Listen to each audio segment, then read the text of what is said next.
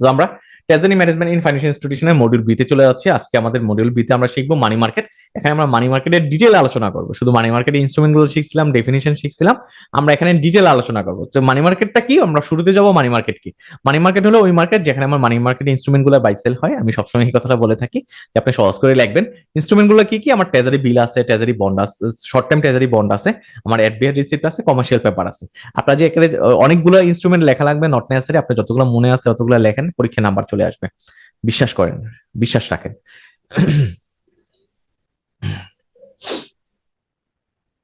So আমরা পড়তেছি মানি, what is money. আমি বলছি আমরা মানি মার্কেট নিয়ে না, আমরা হোয়াট ইজ মানি পড়তেছি। আমি এক্সট্রিমলি সরি। আমি একটু যদি প্যাসেঞ্জ শুরু করি, আমরা শুরু করতে যাচ্ছি মডিউল বি। আমাদের ট্রেজারি ইন ফাইন্যান্সিয়াল ইনস্টিটিউশনের, ট্রেজারি ম্যানেজমেন্ট ইন ফাইন্যান্সিয়াল ইনস্টিটিউশনের মডিউল বি, মানি মার্কেট। আমরা সো এখানে মানি মার্কেটের বেসিক জিনিসগুলো শিখবো। আমি মানি মার্কেট শিখতে গিয়ে শুরুতে শিখবো কি, হোয়াট ইজ মানি, আসলে মানি কি। তো প্রথম হলো আমরা মানি কি, আমরা এই এই মানি কি এই জিনিসটা কিন্তু আমরা মানিটারি ইন ফাইন্যান্সিয়াল ইনস্টিটিউশনে আমরা যে বিবিতে শিখে আসছিলাম। তারপর আমরা আবার শিখতেছি মানি ডেফিনেশন কি। মানি হলো একটা মিডিয়াম অফ এক্সচেঞ্জ। হ্যাঁ, আমি কি করতে পারি যে আমার মানি হলো একটা medium of exchange, unit of account, store of value হিসেবে আমার কাজ করে।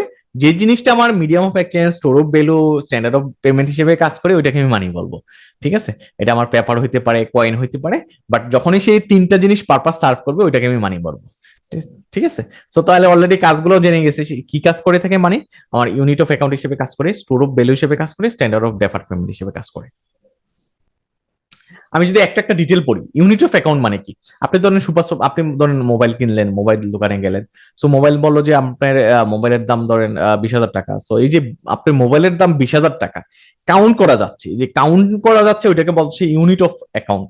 যে আমি ইউনিট, আমি কাউন্ট করতে পারতেছি। স্টোর অফ ভ্যালু, আমি কিন্তু আজকে যদি আমার বাসায় অথবা আমার ব্যাংক অ্যাকাউন্টে যদি আমি 1 লাখ টাকা রেখে দিই, আমি কিন্তু 1 বছর পরে এটা ইউজ করতে পারবো। সো আমি স্টোর করে রেখে দিচ্ছি ভ্যালুটাকে, আমি ভ্যালুটাকে স্টোর করে রেখে দিচ্ছি। 3 নম্বর হলো স্ট্যান্ডার্ড অফ ডেফার্ড পেমেন্ট। আমি আমার ধরেন আমি কিন্তু এই যে আমি একটা পার্সোনাল লোন নিচ্ছি, স্যালারি লোন নিচ্ছি ব্যাংক থেকে। সে আমাকে বললো তুমি মাসে মাসে 26,000 টাকা জমা দেওয়া লাগবে। সো এতে কি হয়েছে, আমার কিন্তু আমার এই যে আমি দিব পুরো 5 বছর ধরে টাকাটা দিব, সে কিন্তু এখনই বলে দিছে। সো আমার এটা কিন্তু স্ট্যান্ডার্ড, আমাকে অলরেডি বলে দিছে, এটা হলো স্ট্যান্ডার্ড অফ ডেফার্ড পেমেন্ট হিসেবে কাজ করতেছে। যদি আমি 5 বছর ধরে পে করবো, কিন্তু সে এখান থেকে ডিফাইন করে দিছে। সো এই জিনিসটা কেন সম্ভব হয়েছে, মানি থাকার কারণে সম্ভব হয়েছে। ক্যাশ রিস্ক অফ মানি, মানির ক্যাশ গুলো কি কি, আমার এটা ডিভাইসেবিলিটি, আমি কিন্তু ডিভাইস করতে পারি। আমি 10 টাকা, 20 টাকা, 100 টাকা, আমি এটা ডিভাইস করতে পারি। এটা ইউনিট না যে একটা একটা আমার আমার 10 লাখ টাকা আমাকে যে স্যালারি দেয়, ধরেন মাস শেষে আমাকে স্যালারি দিল 1 লাখ টাকা। তো আমাকে 1 লাখ টাকা যদি স্যালারি যদি একটা পার্টি থাকতো, যে 1 লাখ টাকা মানে একটা কয়েন অথবা একটা নোট, সো এটা যদি ডিভাইস করা না যাইতো, বাংতি করা না যাইতো, সহজ কথায় যদি বলি, এটা যদি বাঙানো না যাইতো, আমি তাহলে কিন্তু আমি ইকোনমিতে আমি কি করতে পারতাম না। আমি ওই টাকা নিয়ে বাসা ভাড়া দিচ্ছি, আমি ছেলে মেয়ে স্কুলের বেতন দিচ্ছি। সো আমি ডিভাইজিবিলিটি না থাকলে কিন্তু এটা সম্ভব ছিল। বিয়ের দাম এরপরে হাতের মজুরি। এটা কিন্তু ডিভাইজিবিলিটি না থাকলে আমার সম্ভব ছিল না। ঠিক আছে, ডিভাইজিবিলিটি না থাকলে আমার সম্ভব ছিল না। সো এই কাজটা আমার মানি করে থাকে। তারপর আমার পোর্টেবিলিটি, আমি কিন্তু এটা রেখে দিতে পারি, আমি ব্যাংকে রাখতে পারি, বাসায় রাখতে পারি। 3 নম্বর হলো ডিউরেবিলিটি, এটা কিন্তু খুব ইন্টারেস্টিং। আপনি যে টাকা, টাকার যে পেপারটা, এটা দেখবেন যে খুব স্ট্রং হয়, শক্ত হয়, নষ্ট হয়ে যায় না। আপনি টাকা ধরেন, আপনি একটা টাকা যে কত বছর ধরে মানুষের হাত বদল হচ্ছে কেউ জানে না। ঠিক আছে, যখন নষ্ট হয়ে যায় তখন বাংলাদেশ ব্যাংকের কাছে যায়, আমরা ব্যাংকে জমা দিই, ব্যাংক বাংলাদেশ ব্যাংকের কাছে পাঠায় দেয়। ঠিক আছে, সো এটা ডিউরেবিলিটি আছে, যেহেতু ভালো পেপার দিয়ে বানায়। 4 নম্বর হলো রিকগনাইজেবিলিটি, এটা কিন্তু রিকগনাইজ পুরো বাংলাদেশে আপনি যেখানেই যান না কেন। আপনি আজকে ধরেন কুমিল্লা গেলেন, নোয়াখালী গেলেন, চাঁদপুর গেলেন, যেখানেই যান না কেন আপনি ধরেন ঠিক আছে, আমরা যেমন কক্সবাজার যাই, সো আমি যেখানেই যাই না কেন এটা কিন্তু সবাই অ্যাকসেপ্ট করে। আপনার ঢাকা শহরে 5 টাকা যে যে নোটটা, এটা কিন্তু কক্সবাজার অ্যাকসেপ্ট করতেছে। সো এটা হলো রিকগনাইজেবিলিটি, রিকগনাইজেশন আছে, গভর্নমেন্ট রিকগনাইজ করছে, বাংলাদেশ গভর্নমেন্ট রিকগনাইজ করছে বলে কিন্তু সবাই সব জায়গায় অ্যাকসেপ্ট করতেছে। 5 নম্বর হলো ফাঞ্জিবিলিটি। সো আমার interchangeable unit of equal value, আমি কিন্তু 5 টাকা দিয়ে 5 টাকার জিনিস পাওয়ার রাইট রাখি। 6 নম্বর হলো স্কারসিটি, এটা কিন্তু আবার লিমিটেড, এমন না যে আপনি ধরেন যেমন জিম্বাবুয়েতে কিন্তু স্কারসিটি নাই, ওরা কিন্তু টাকা ছাপায়, দুমায় টাকা ছাপাচ্ছে, বস্তা ভরে টাকা নিয়ে যায় দোকান বাজারে, এবং আপনার হাতে করে বাজার নিয়ে আসে। সো এটা কেন হয়েছে, ওরা স্কারসিটিটা রক্ষা করে নাই, ওরা ইচ্ছা মতো টাকা ছাপাইছে। বাট ইন এ ওয়ার্ল্ড, পুরো ওয়ার্ল্ডে কিন্তু টাকা স্কারসিটি আছে, আপনি কিন্তু এটা শর্টেজ আছে। ঠিক আছে, শর্টেজ আছে বলে কিন্তু এটার ভ্যালু আছে। যদি শর্টেজ না থাকতো, ইচ্ছে মতো গভর্নমেন্ট টাকা চাপাইতো, তাহলে ওই ভ্যালুটা থাকতো না। 7 নাম্বার হলো স্টেবিলিটি, এটা কিন্তু স্টেবল। আজকে ধরেন আজকের 100 টাকা, হ্যাঁ যদিও ইনফ্লেশনের কারণে এটা ইনস্টেবল হয়ে যায় ভ্যালুটা, ইনফ্লেশনের কারণে, বাট ইনফ্লেশন তো ধরেন এখন হয়তো 9.5%, আমাদের বাংলাদেশে কিন্তু লাস্ট 10 ইয়ার্স ইনফ্লেশন যদি অ্যাভারেজ করি, এটা কিন্তু 7% হবে। So as a developing country হিসেবে ঠিক আছে, 7% ইনফ্লেশন হইতেই পারে ডেভেলপ কান্ট্রি হিসেবে। আপনি ইউরোপীয় আমেরিকার কথা দাঁড়ান, ওরা তো ডেভেলপড কান্ট্রি, ওদের ইনফ্লেশন কিন্তু 2%, 1%। হ্যাঁ, যদিও করোনার সময় ওদের ইনফ্লেশনে 4% চলে গেছিল, আমেরিকার ইনফ্লেশন 4-5% চলে গেছিল, যার কারণে কিন্তু ফেড রেট বাড়াইতে বাধ্য হয়েছে। তারপর হলো স্টেবিলিটি, সো যেটা বললাম। 8 নাম্বার হলো অ্যাকসেপ্টেবিলিটি, সবাই অ্যাকসেপ্ট করে, যেটা বলছিলাম আপনি কক্সবাজার নিল, কক্সবাজার এই টাকা দিয়ে আপনি কি করতে পারেন, ঘুরে আসতে পারেন। এই ছিল আমার ক্যারেক্টারিস্টিক্স, এই ক্যারেক্টারিস্টিক্স গুলো মানিতে থাকে, এবং এগুলো আছে বলে কিন্তু মানি মানি না হয় কিন্তু এটা মানে অন্য কিছু হইতো, অথবা ভ্যালু থাকতো না।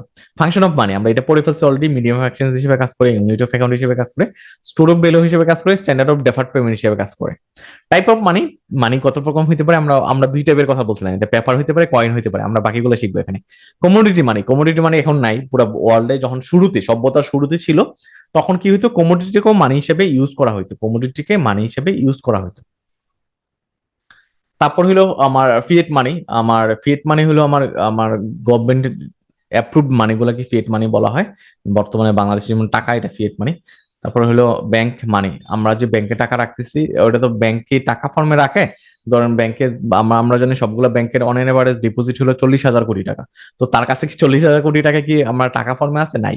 তো তারপর আমি তার, তো ওই যে ব্যাংক কি ফর্মে রাখছে, তাহলে ডিজিটালি, ডিজিটালি তার অ্যাকাউন্টে সে মানে কি বলে এটাকে, যে আমার ওইটাকে আমি ব্যাংক মানি ক্রিয়েশন করে 10 টাকা রেখে ওইটা ইয়া দেয়, ওইটা করে ওইটা করে, এনিহাও মানি ক্রিয়েশন করে যে আমার মানিটা ক্রিয়েট করতেছে, ওইটা হলো ব্যাংক মানি বলা হয়। ক্রিপ্টোকারেন্সি, ক্রিপ্টোকারেন্সি বাংলাদেশে এপ্রুভ না। তো ক্রিপ্টোকারেন্সি কিন্তু একটা মানি ডেফিনেশনে পড়ে, ক্রিপ্টোকারেন্সি কিন্তু মানি ডেফিনেশনে পড়ে। এবার আসি পেমেন্ট সিস্টেম, আমার পেমেন্ট সিস্টেমের মূল কথা কি, আমার পেমেন্ট শুরুতে বুঝেন একটু জিনিসটা কি, পেমেন্ট সিস্টেমটা কি, একটু একটু মনে করার চেষ্টা করেন তো।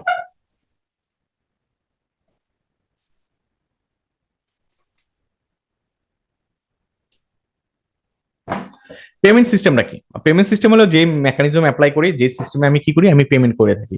আমি কাকে পে করতেছি, আমাকে যেমন ব্যাংক আমাকে স্যালারি দিচ্ছে, আমি আমার বন্ধুকে পে করতেছি, কেনাকাটা করতেছি। হ্যাঁ, সো পেমেন্ট মেকানিজমের, পেমেন্ট সিস্টেমের মূল কথা হলো এটা একটা মেকানিজম, এটা একটা প্রসেস, যে প্রসেসে কি করে থাকি, আমরা লেনদেন করে থাকি, টাকার লেনদেন করে থাকি, পেমেন্ট করে থাকি।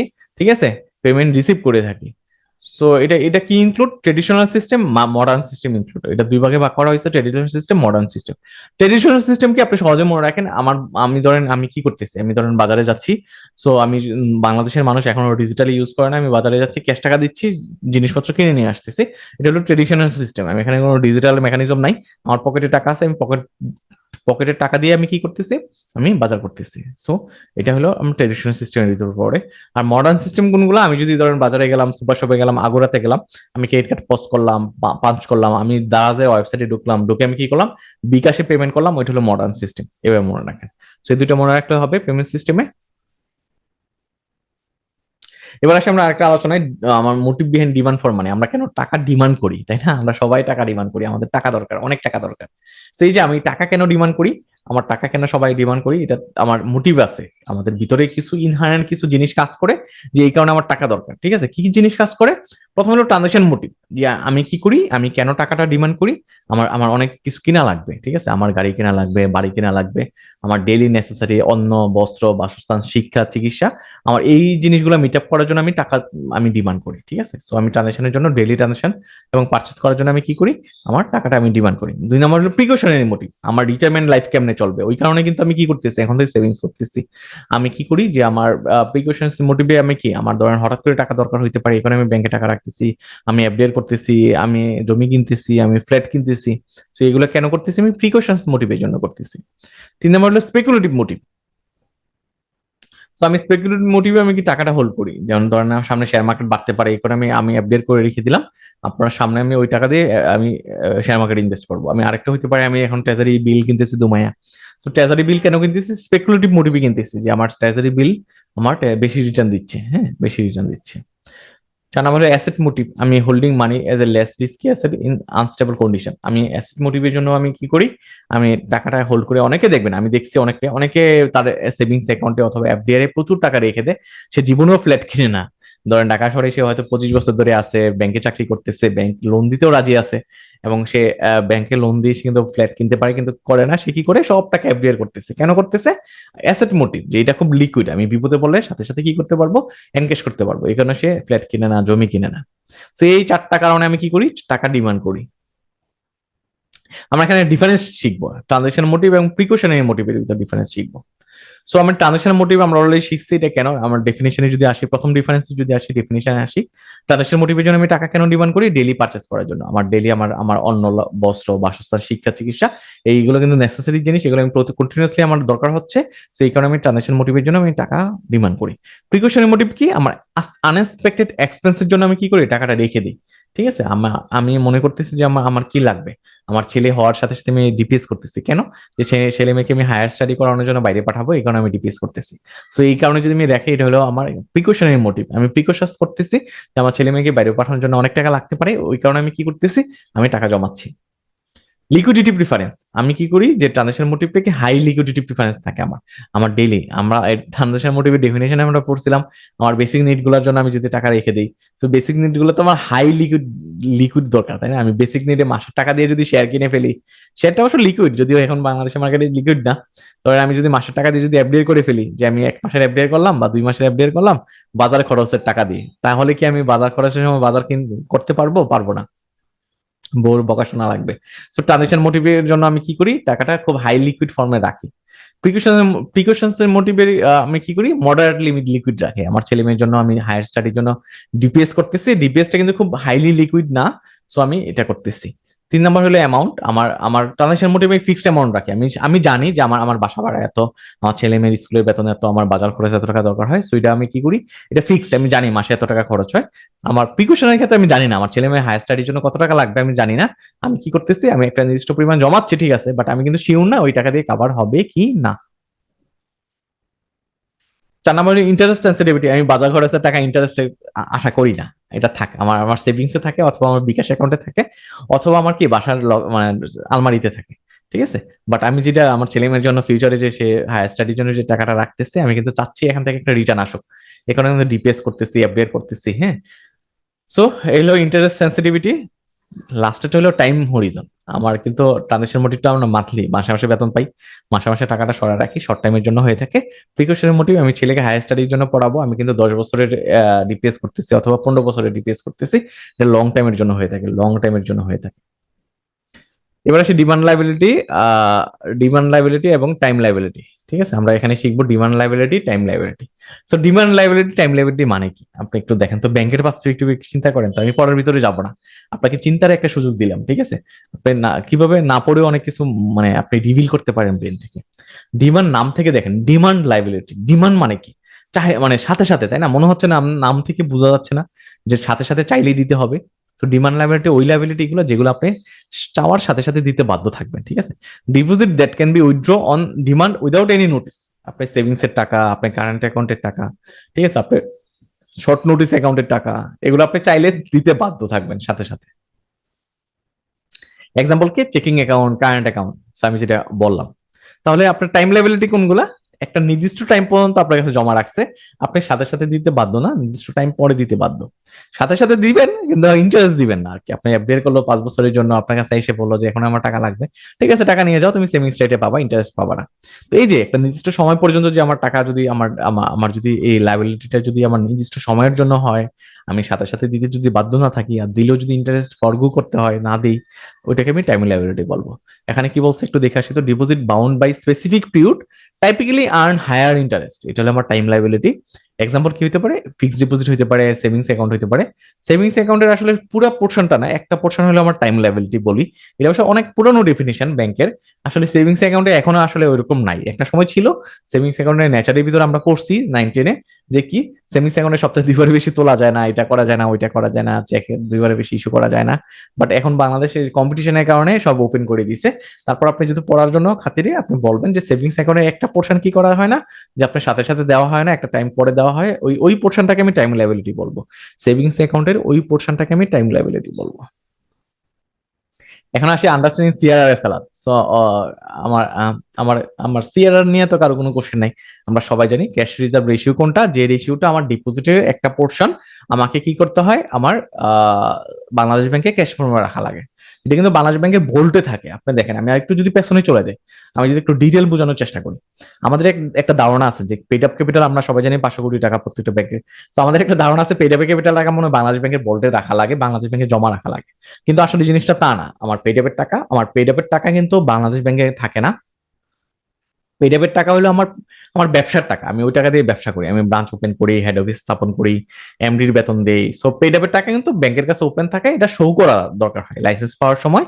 এবং লাইসেন্স পাওয়ার পরেও বেসেল রিপোর্টিং এর জন্য আমাকে কি করতে হয়, আমার টাকাটা কোথায় আছে, কি ফর্মে আছে, এটা বাংলাদেশ ব্যাংকে রিপোর্ট করা দরকার হয়। বাট টাকাটা বাংলাদেশ ব্যাংকে থাকে না, ওই টাকা দিয়ে ব্যাংকগুলো ব্যবসা করে থাকে। সো এটা গেলে একটা ইস্যু, একটা কনফিউশন আপনাকে ক্লিয়ার করে দিলাম। এবার সিআরআর এসএলআর। সিআরআর এসএলআর আমরা সবাই জানি 4%, এটা ইসলামী ব্যাংকের জন্য 4%, আমার কনভেনশনাল ব্যাংকের জন্য 4%। সো 4% মানে কি, আমার 100 টাকা যদি ডিপোজিট রাখি, আমি যদি 100 টাকা কোনো ব্যাংকে ডিপোজিট আসে, আমার 4% ক্যাশ ফর্মে বাংলাদেশ ব্যাংকের বোল্টে রাখা দরকার হয়। ঠিক আছে, আপনার দিন শেষে হোক বা 2 দিন পরে হোক, পুরো ব্যাংকের যত ডিপোজিট আছে ওই ডিপোজিট, ধরেন আমার পুরো ব্যাংকের 20,000 কোটি টাকা ডিপোজিট আসছে, ওটা 4% হলো 800 কোটি টাকা। সো 800 কোটি টাকা বাংলাদেশ ব্যাংকের বোল্টে থাকে। সো আপনার দিন শেষে দেখলেন যে এটা আপনার দরকার হলো 750 কোটি টাকা, তখন বাংলাদেশ ব্যাংকের বোল্ট থেকে আপনি 50 কোটি টাকা নিয়ে আসবেন। তারপর আপনি যদি মনে হয় দিন শেষে 1,000 কোটি টাকা, সো আপনি 200 কোটি টাকা দিন শেষে বাংলাদেশ ব্যাংকের ভল্টে রাখবেন। তো সিআরআর এর মূল কথা হলো আমার 4% আমি কি করতেছি, ক্যাশ ফর্মে বাংলাদেশ ব্যাংকে রাখতেছি, যেটা রেট হলো 4%। সো আসলে কিন্তু আপনি এইভাবে লিখে দিবেন। এটা কম্পোনেন্ট গুলো কি, বোল্ড ক্যাশ, এটা বাংলাদেশ ব্যাংকে বোল্টে থাকে, reserve account, excess reserve, record reserve, এই জিনিসগুলো হলো আমার আমার CRR component. So reserve account কোনটা, non interest bearing deposit with central bank. আমার বোল্টে টাকা থাকতে পারে, ক্যাশ ফর্মে থাকতে পারে, ওইটা হলো আমি যেটা অলরেডি বলছি। ঠিক আছে, physical cash in bank vault, Bangladesh ব্যাংকের বোল্টে ফিজিক্যাল ক্যাশ থাকে। আমি অবশ্য বাংলাদেশ ব্যাংকের বোল্টে ক্যাশ বোল্টে যাওয়ার সৌভাগ্য হয় নাই। বাট আমার সাথে একজন গল্প করতেছিল বাংলাদেশ ব্যাংকের যে ক্যাশের বোল্ট, ওইটা নাকি বিশাল অনেক লম্বা, মানে অনেক লম্বা, অনেক বড়, পুরো গোডাউন আর কি, ওখানে সব টাকা ওইখানে জমা থাকে। সো ওইটা হলো বোল্ট। তারপর রিজার্ভ অ্যাকাউন্ট হলো বাংলাদেশ ব্যাংকের সাথে আপনার যদি অ্যাকাউন্ট থাকে, ওই রিজার্ভ অ্যাকাউন্টে যদি টাকা থাকে, ওইটাও সিআরআর হিসেবে কাউন্ট হবে। এবং আরেকটা জিনিস মনে রাখেন, এই যে রিজার্ভ অ্যাকাউন্টে কোনো ইন্টারেস্ট বিয়ারিং অ্যাকাউন্ট না, এটা ওই অ্যাকাউন্টে আপনি কোনো ইন্টারেস্ট পাচ্ছেন না। 3 নম্বর হলো excess reserve, reserve beyond mandated CRR. তো এক্সেস রিজার্ভটা আমার সিআরআর হিসেবে কাউন্ট হবে। ধরেন আপনার বাংলাদেশ ব্যাংকের বোল্টে আপনার 800 কোটি টাকা থাকা দরকার, আপনার আপনি রাখছেন 900 কোটি টাকা, 100 কোটি টাকা বেশি রাখছেন, ওইটাও সিআরআর হিসেবে কাউন্ট হবে। হ্যাঁ, তারপর হলো 4 নম্বর হলো record reserve, excess reserve, record reserve, দুইটাই আমার কি হবে, সিআরআর হিসেবে কাউন্ট হবে। So record reserve mandatory reserve based on CRR, penalty for non compliance. আমার রিকর্ড রিজার্ভ যেটা 4% কথা বলছি, ওইটা আমার সিআরআর এর কম্পোনেন্ট। সো এটা আমার রাখাই লাগবে, যদি না রাখি আমাকে কিন্তু কি করতে হবে, পেনাল্টি দেওয়া লাগবে। এবার আসি এসএলআর। তো এসএলআরটা আমরা না দেখি একটু মনে করার চেষ্টা করি। তো এসএলআর হইলো আমার আমার বাংলাদেশ ব্যাংকের রেগুলেশন অনুযায়ী আমি যে পোর্শনটা আমি আমি আমি কি করি, বা আমাকে যে লিকুইড ফর্মে রাখা লাগে, আপনি এইভাবে লিখবেন, আমার ডিপোজিটের যে পোর্শনটা লিকুইড ফর্মে রাখা লাগে বাংলাদেশ ব্যাংকের নিয়ম অনুযায়ী, ওইটা হলো এসএলআর বলতেছি আমি। তার লিকুইড ফর্মটা কি কি, এখানে সিআরআর এর কম্পোনেন্ট গুলো আসবে। প্রথমে হলো সিআরআর এর কম্পোনেন্ট গুলো আসবে, তার সাথে আমার কি হবে, treasury bill, treasury short time treasury bond, এগুলো আমার যোগ হবে। ঠিক আছে, তো এগুলো আমার এসএলআর হিসেবে কাজ করবে। যেটা হওয়া লাগবে, রেটটা কত, রেটটা হলো আমার সরিয়া ব্যাংকগুলোর জন্য 5.5%, আমার আমার কনভেনশনাল ব্যাংকের জন্য 13%। সো কনভেনশনাল ব্যাংকের জন্য 13%। সো এটা কিন্তু আমার এসএলআর। ঠিক আছে, সো আমার এসএলআর, তো এটা কেন মেনটেন করা দরকার হয়, লিকুইডিটি এসুরেন্স করার জন্য, ফাইন্যান্সিয়াল স্টেবিলিটি এনশিওর করার জন্য, এই দুটো জিনিসের জন্য আমার এসএলআর দরকার হয়। হাউ এসএলআর ইজ মেনটেন, কিভাবে এসএলআর মেনটেন করা হয়, asset allocation and compliance, central bank guidelines. তো আমরা অ্যাসেট অ্যালোকেশন কি করি, portion of deposit kept as government bond, gold, cash, এই অ্যাসেট গুলোর মাধ্যমে আমি এটা মেনটেন করে থাকি। Compliance, regular reporting to central bank. Compliance, non compliance, আমাকে রেগুলার রিপোর্ট করা দরকার হয় যে আমার এসএলআর এত পার্সেন্ট আছে। সো আমি যদি কমপ্লাইন্ট হই তাহলে কমপ্লাইন্টে পড়বো, জরিমানা খাবো না, নন কমপ্লাইন্ট থাকলে জরিমানা খাবো। সেন্ট্রাল ব্যাংক গাইডলাইন, আমি কিন্তু সেন্ট্রাল ব্যাংক কিন্তু কন্টিনিউয়াসলি গাইডলাইন দিচ্ছে, টাইম টু টাইম গাইডলাইন দিচ্ছে এটা মেনটেন করার জন্য। এবার আসি রিপো এবং রিভার্স রিপো মানে কি।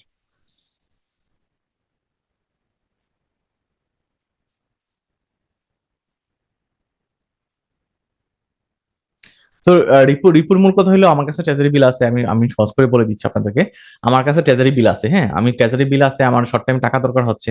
তো আমি শর্ট টাইম টাকা দরকার হচ্ছে, আমি কি করবো, আমি আমার প্রতিবেশী ব্যাংকের কাছে যাব, বলবো যে তুমি আমার অ্যাসেট গুলো রাখো, আমার ট্রেজারি বিলটা রাখো, এগেনস্ট আমাকে টাকা দাও। আমি কি করবো, তোমার কাছে আবার বাইব্যাক করবো, ঠিক আছে। সরি সরি, আমি ভুল বলছি। যে রিপারচেজ এগ্রিমেন্ট হলো, আমি আমি তার তার কাছে আমি ওই ট্রেজারি বিল গুলো রেখে আমি টাকা আনতেছি। কন্ডিশন হলো আমি তোমার কাছে আবার কিনে নিব, আমি তোমাকে টাকা ফেরত দিয়ে আমি বিলগুলো আবার নিয়ে নিব। এটা হলো রিপারচেজ এগ্রিমেন্ট। আর রিভার্স রিপ হলো তার উল্টাটা। রিভার্স রিপ হলো উল্টাটা। তো এই ছিল আজকে আমাদের পড়া। আমরা একটা কোশ্চেন অ্যান্সার সেশনে যাব, তারপর আমরা আবার ক্লাসে ফিরে আসবো।